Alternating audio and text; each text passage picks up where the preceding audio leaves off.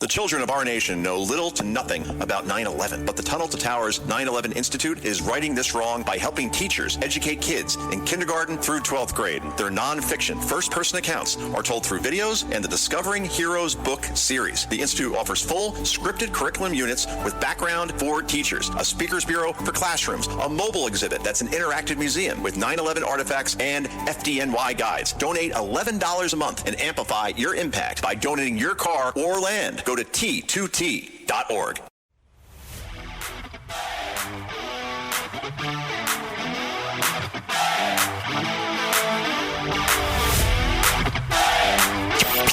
He's at war with woke. Joe Concha thinks liberals are a joke. Joe Concha. This is the Joe Concha Show, weekday edition, sponsored by the Tunnel to Towers Foundation. Here's Joe Concha.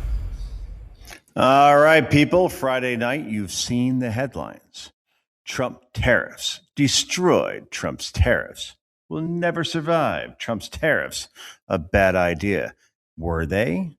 Let's think about back to April of 2025, when many economists said that the Trump tariff war would actually destroy the economy, would actually sink the Dow. Well, we're back in 2008 all over again with the Great Recession. And sure enough, tariffs have done nothing but good things for this country. And I'm not basing that on opinion. I'm basing that on fact, complete and total fact. Let's see. Are wages up? Yeah. Unemployment way down, 2.4%? Yeah. How about core inflation? Way down as well. All right. That's pretty good. GDP came out today, 1.4%. It would be around 4% if not for a government shutdown in December that Democrats obviously wanted for these headlines. Overall, the economy is doing quite well, incredibly well. We have the smallest federal workforce since 1967, because obviously that's not really good for the economy. It's more for, hey, showing that employment's good. All right, that's great. But at the same time, it's not so much about production, and manufacturing jobs are through the roof. Everything is good in terms of that. So the Trump tariffs were a great idea, a huge bet by Trump, by the way, because many people, including me, were like, well, is this a road we really want to go down right now? Because the street, for example, Wall Street, does not like uncertainty. Well, after a while, when they realized that the deals that were coming through, that if, let's say, a country is charging 20% tariffs on us or 10% tariffs on us, then we should charge that back. Well, that kind of makes sense. That is common sense. Meanwhile, here's the president today on these tariffs being shot down by the very people that he had nominated during his first term. And, well, let's just say he didn't hold back. This is cut two, go. Justices Gorsuch and Barrett, are you surprised in particular by their decision today? And do you regret nominating them? I don't want to say whether or not I regret. I think their decision was terrible. Yeah. I think it's an embarrassment to their families. You want to know the truth? The two of them. Yeah. Gorsuch. And now, let me think about this. It was Barrett and Kavanaugh. And yep, that's right. So these are people that Trump nominated. Now, I'm not saying they have to bend the knee and kiss the ring every time Trump wants something done as a Supreme Court justice to just, all right, well, let's do what he says. He nominated us. But at the same time, when you look at the dissenting opinions from, let's say, Clarence Thomas, his make total sense. I don't get what's going on with Barrett and with Gorsuch. Either way, the question is, now will Trump's tariffs and this being struck down by the Supreme Court mean that the Supreme Court justices' invites will be also struck down, that they're not invited to the State of the Union address next week? Well, let's see. That's cut number 17. Cut number 17. Go. Mr. President, on the Supreme Court justices who ruled against this the policy, striking it down, are they still invited to your State of the Union next week? And will you speak with them? They are invited. Barely. Barely. Three are happily invited. No. They're barely invited. Honestly, I couldn't care less if they come. Okay? That's Trump. Now, meanwhile, well, there may be some options for Trump. In other words, this is not the end all be all. If the Supreme Court decides to strike down Trump's tariffs in their current form, well, Jonathan Turley, who I think is the best legal analyst anywhere, and he happens to work for my network, Fox, he has a different opinion as far as, well, this thing is going to go forward whether you like it or not as far as Trump tariffs. This is cut number 18. Cut number 18, go. The administration has other tools in its toolbox. It can actually impose tariffs under other statutes. So this night is hardly over for the administration when it comes to tariffs. Yes. So that's the thing. And not just Turley, but every legal analyst is saying that, okay, while the left can celebrate about this as far as like, well, we won and the tariffs are gone, even though they were working, even though the economy is doing great. All right, I guess you're working against the country doing well. Nevertheless, Jonathan Turley and many others are saying that, well, this is just one valve that is shut off. There are many other valves you could turn on in this case. Meanwhile, here we have Kevin O'Leary on CNN, of all places, Mr. Wonderful, talking about how there's nothing really wrong with reciprocal tariffs.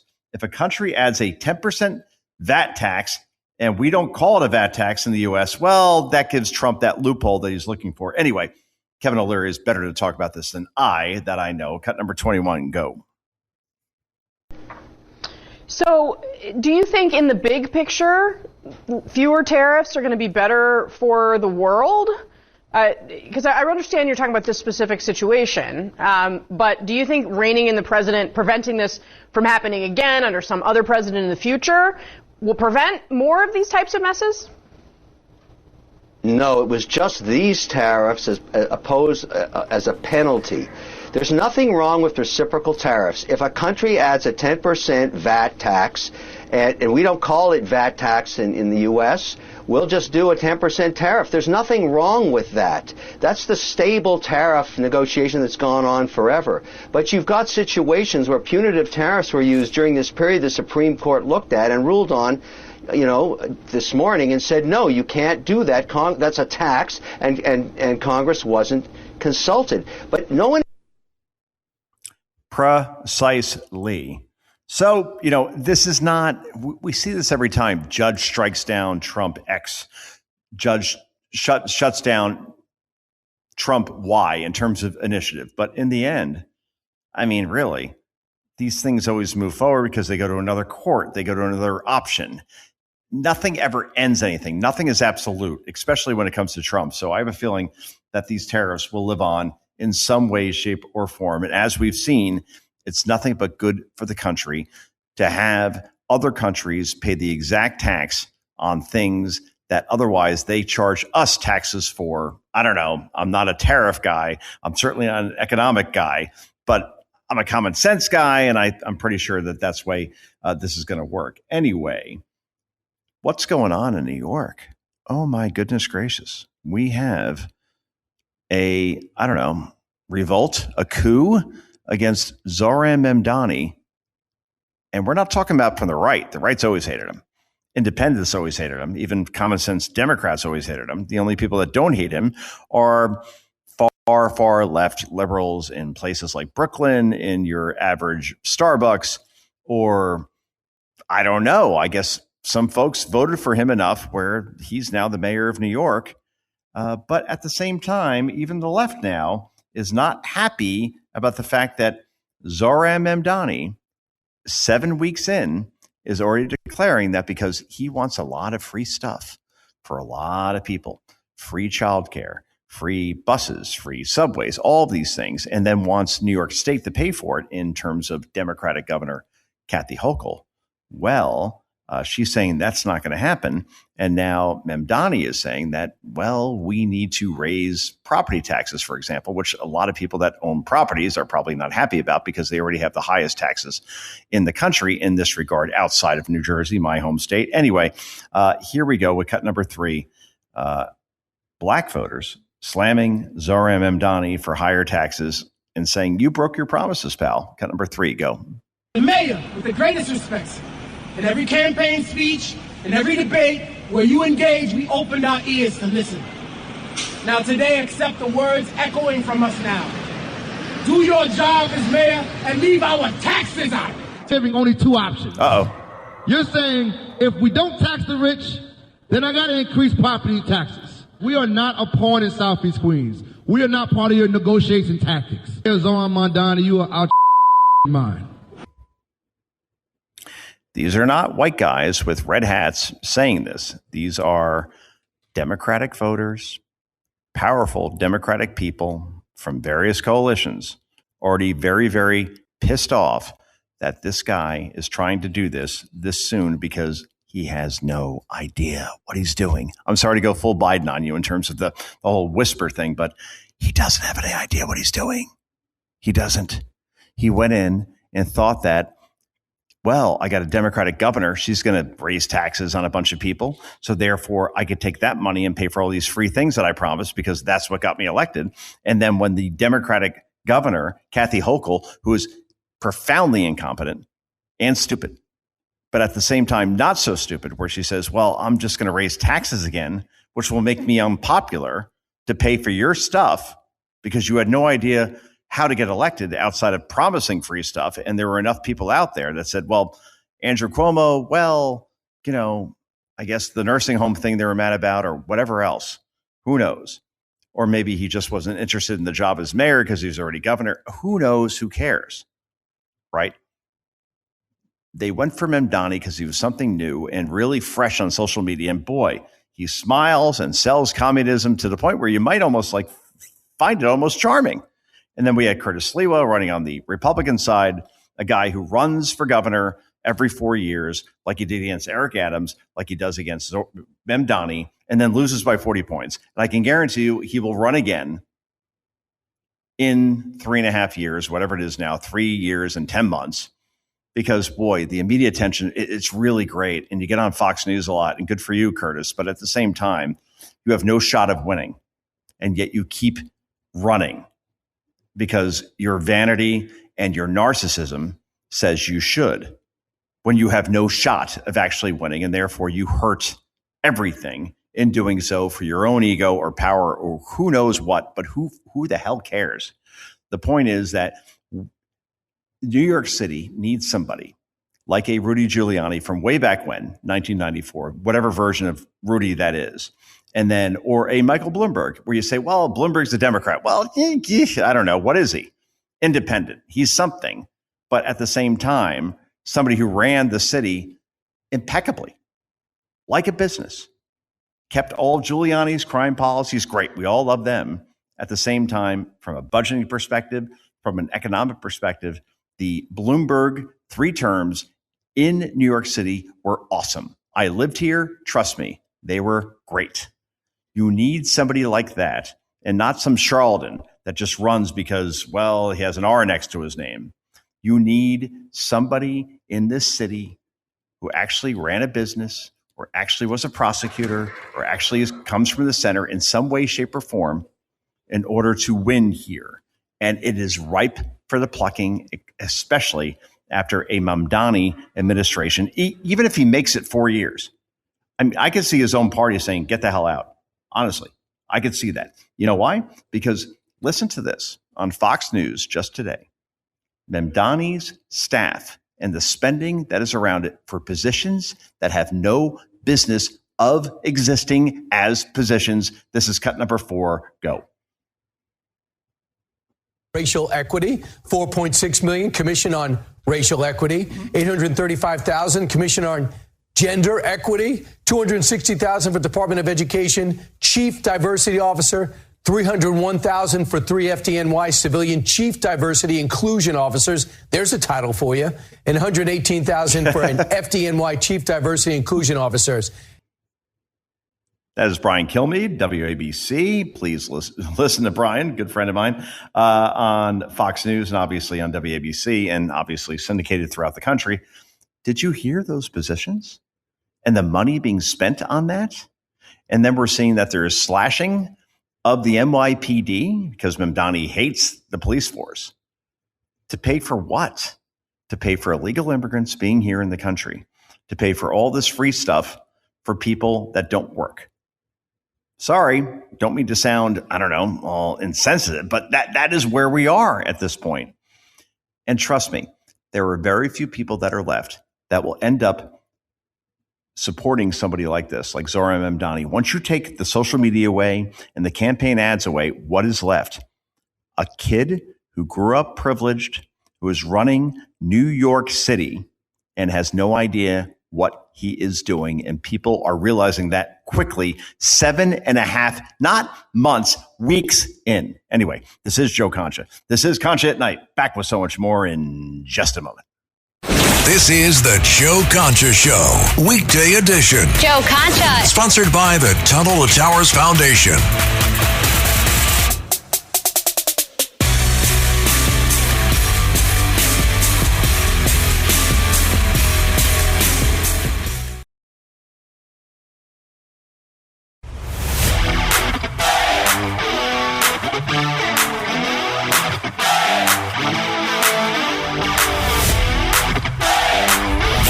This is the Joe Concha Show, weekday edition, sponsored by the Tunnel to Towers Foundation. Here's Joe Concha. Now, are you watching the Olympics? I am, kinda. I mean, in a world of streaming and you could kind of watch anything, anytime, especially with the kids, I don't have to sit down at 2:30 in the afternoon to make sure they see luge or bobsled or figure skating or speed skating, which they really seem to like. Or obviously the snowboard stuff and the freestyle skiing and the flips and everything. I don't know how you practice that. I got to be honest with you. How do you practice flipping 8 times in the air, spinning, without killing yourself first? Because obviously you're going to miss a couple of times, but regardless. Anyway, what I tune into for the Olympics, and I have since I was a very, very young child. I didn't watch it at the time, but my dad told me about it. My brother did that, we beat the Soviets. I'm like, what's a Soviet? 1980, obviously the U.S., Lake Placid. Interesting game there because when we beat the Soviets, it was the hugest upset probably in Olympic history, only because a couple of weeks before that, the Soviets played the U.S. team, which were, again, amateurs, not professional players, at Madison Square Garden and won something like 10-1. I mean, crushed them. Embarrassed them at Madison Square Garden. So how the hell is the U.S. team going to beat the Soviets in the Olympics, which was the semifinals? A lot of people think it was the semifinals. And sure enough, the U.S. wins 4-3. Al Michaels with the greatest call ever. Do you believe in miracles? Yes. But the thing was that was on tape delay. The game was played something like 4 o'clock in the afternoon. And when they played it in prime time, since there were no phones, no one knew who won. Anyway, here's the U.S. defeating Canada yesterday. The women play cut number 12. Tony, real quick, go. The outlet pass for Keller, a defenseman. Nice move, cuts to the net, score! Megan Keller, the overtime hero, United States, wins gold and belong. That's right. Now, we don't have the Russians, but we have the Canadians. Good enough. Back with more.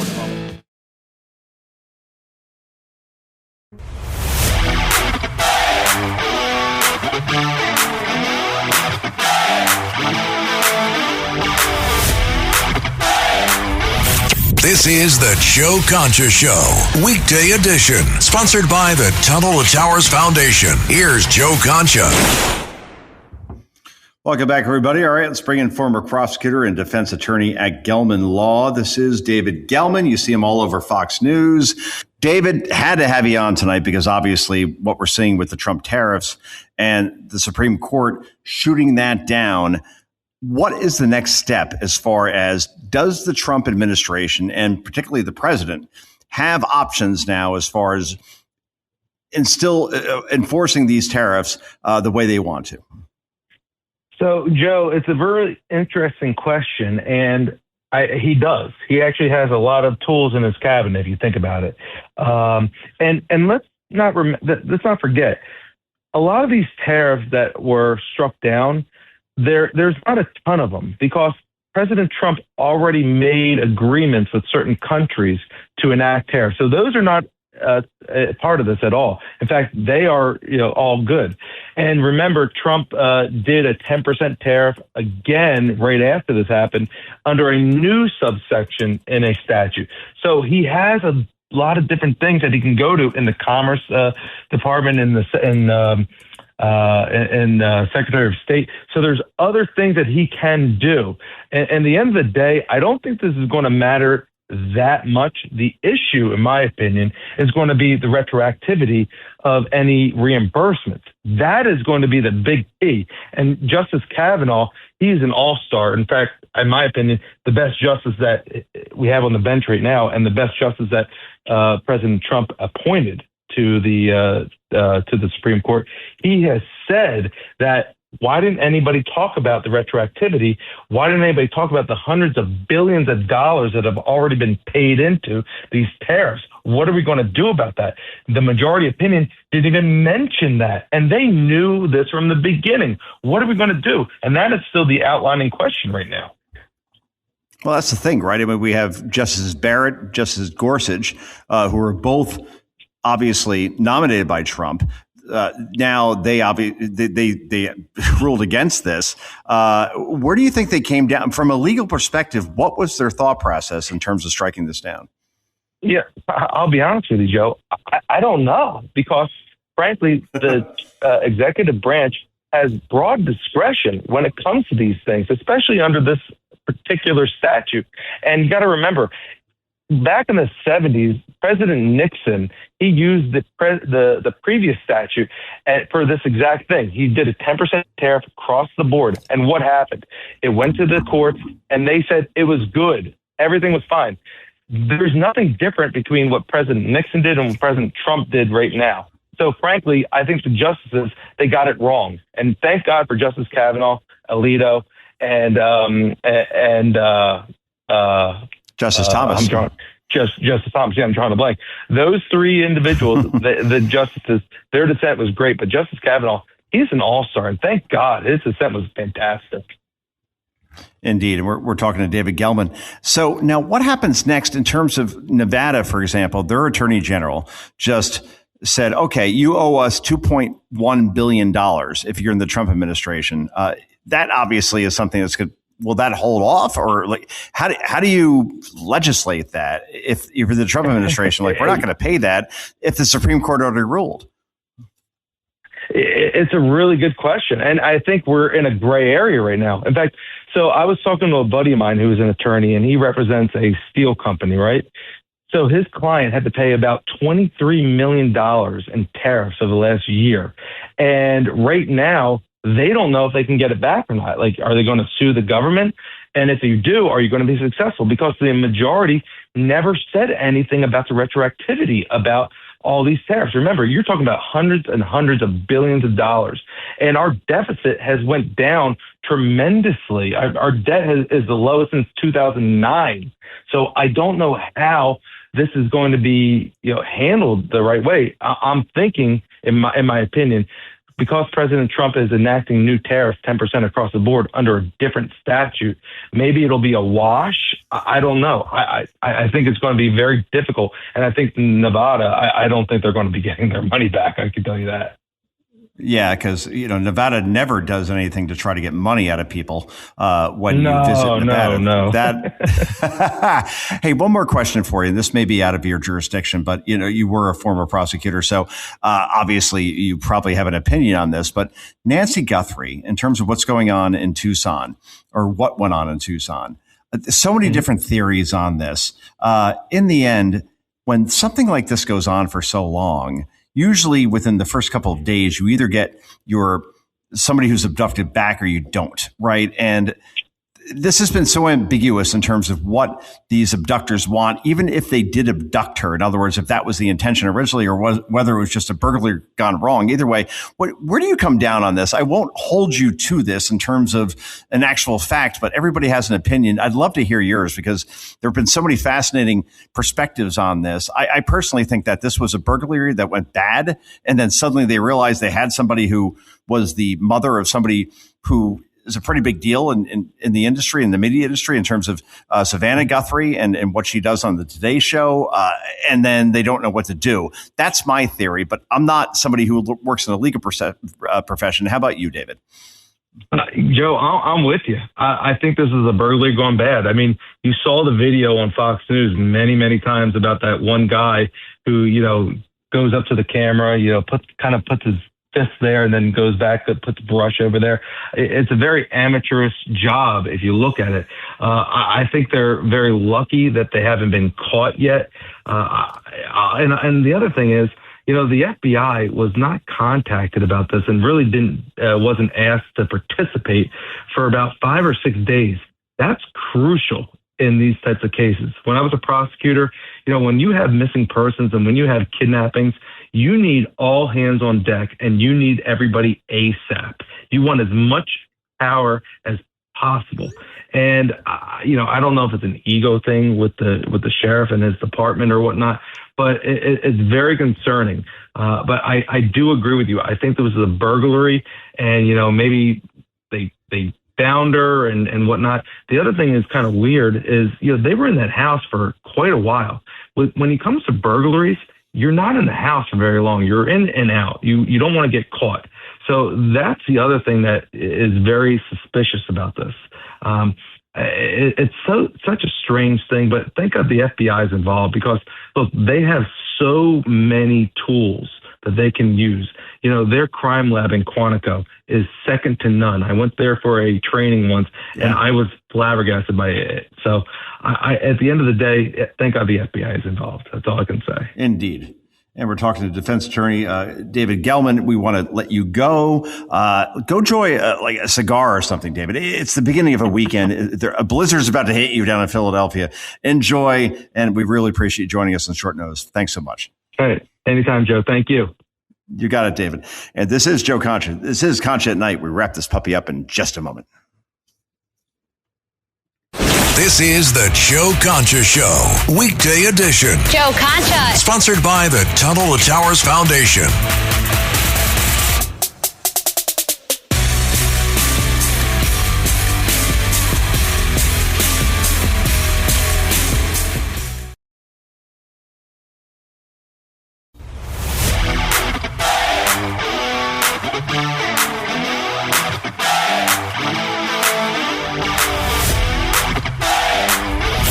This is the Joe Concha Show, weekday edition, sponsored by the Tunnel to Towers Foundation. Here's Joe Concha.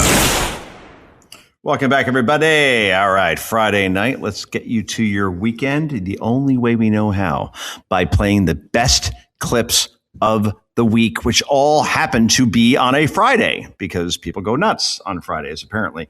Anyway, this is not somebody going nuts. This is a common sense guy. He is a Maryland sheriff who goes berserk. Look, I went to the University of Maryland. Maryland's a blue state, but there's a lot of red in that blue. In other words, it's like every other state, basically. When you go outside of Baltimore, pretty much red. Anyway, here is a Maryland sheriff absolutely losing his mind after Governor Wes Moore says that he's thinking of abolishing 287 agreements with ICE. This is cut number 1. Go. The abolishment of the 287G program is not the abolishment of ICE. They're going nowhere. In fact, they're going to intensify their efforts. We warned them this was going to happen, and it's going to happen. A warning on Wednesday issued by sheriffs from the 9 Maryland counties forced to end active partnerships with ICE under a new state law. It is the biggest betrayal to law enforcement and public safety that I have ever seen. There will be people missed. And that is my concern. There'll be people missed and who will be re-released into our communities who pose a threat. The legislation signed by the governor Tuesday abolishes 287G agreements with ICE. Mark my word, you will see a dramatic increase in the presence of ICE in this state. The Carroll County Sheriff told us that he... And look, Wes Moore is thinking about running for president. I'm sorry. Again, if you oppose removing people in this country who came here illegally, who committed crimes, it's like being against a cure for cancer. That's all it is. Nothing more. And Westmore, by doing this, I'm sorry, you could say, well, the left likes it. I guess they do. Yeah. But the way you win presidential elections is by appealing to people in the middle, ultimately, because the right's going to vote right and the left's going to vote left. So what's left? Independent people, blue dog Democrats, like in other words, those who call themselves Democrats, but they're really more towards the middle, and moderate Republicans, right? Everybody else goes to their corners and they vote the way they vote.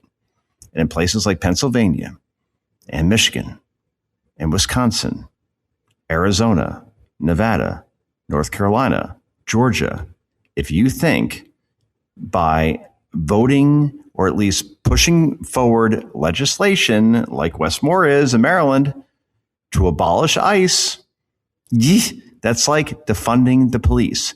Very, very unpopular. Again, people are anti-crime ultimately, regardless of how they vote. And sure enough, that's the road that Westmore is going to go down, and therefore he will not be president anytime soon. Meanwhile, you got to hear this. This is a Democratic Senate candidate in Illinois, running, obviously, for a Senate seat, who decided to put out this ad, hopefully beeped it. I swear to God, I hope we bleep this because the FCC is not going to be happy. But basically, J.D. Pritzker approves of this ad where a bunch of people who are politicians in Illinois say F Trump, which, okay, that's nice. What are you really running on to make the lives better of your constituents? That was the ad. Go figure. Who knew? But that's where that is at this point, where you just say F Trump, and I guess that's good enough to get elected, I suppose. Where do you come down on taxes? Where do you come down on illegal immigrants in your community? Where do you come down on education? Where do you come down on XYZ? But F Trump, I guess that's good enough in places like blue Illinois. Anyway, you got to hear my friend Megyn Kelly. All right, Megyn, you know what? Fox News, she was there for many years. Highest rated female in prime time. Just a person who is candid and does not give an F, to stay with the F theme, as far as what people think about her opinions. That's a good thing, right? And she endorsed President Trump in 2024, did campaign rallies with him, despite the fact they obviously had a falling out in 2016. But in the end, Megyn thought that Trump, and still thinks Trump is the best person to run this country. Well, there's a girl over on CNN named Abby Phillip, who is by far, and I am not using hyperbole here, the most condescending person in the history of television. She speaks down to people in the most omnipotent, pious fashion, like we have never seen outside of maybe Don Lemon and Jim Acosta, also of CNN, and they currently don't work there. Here's Megyn going off on Abby Phillip. Why? Because after AOC embarrassed herself in Munich with an answer on what would you do if China invaded Taiwan?